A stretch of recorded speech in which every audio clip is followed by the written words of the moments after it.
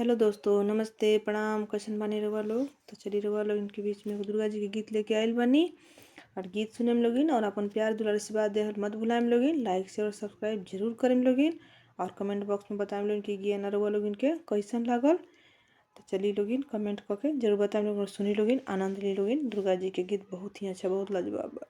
हमार हमार महारानी इच्छा पूरा दी। हमार हमार हमार महारानी इच्छा पूरा दी। हमार कवन रंग बेली कवन रंग चमेली, कवन रंग बेली कवन रंग चमेली, कवन रंग अड़हुल गुलाब गुलाब। महारानी अड़हुल के गजबे कमाल।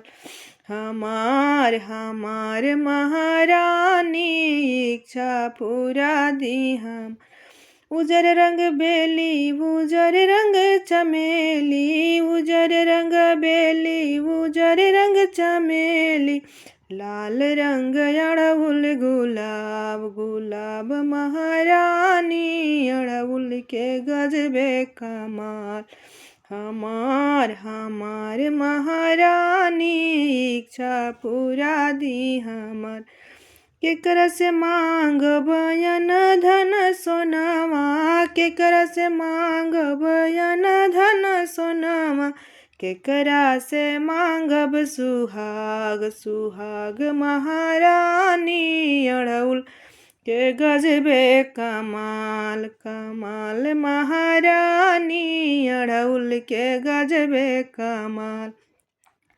लक्ष्मी जी से मांग बयन धन सोनावा, लक्ष्मी जी से मांग बयन धन सोनावा, दुर्गा जी से मांगब सुहाग सुहाग। महारानी अड़हुल के गजबे कमाल कमाल। महारानी अड़हुल के गजबे कमाल। हमार हमार महारानी इच्छा पूरा दी। हमार लक्ष्मी जी दिहनी अन धन सोनावा, लक्ष्मी जी दिहनी अन धन सोनावा, मैया जी दिहनी सुहाग सुहाग। महारानी अड़हुल के गजबे कमाल कमाल। महारानी अड़हुल के गजबे कमाल। हमार हमार महारानी इच्छा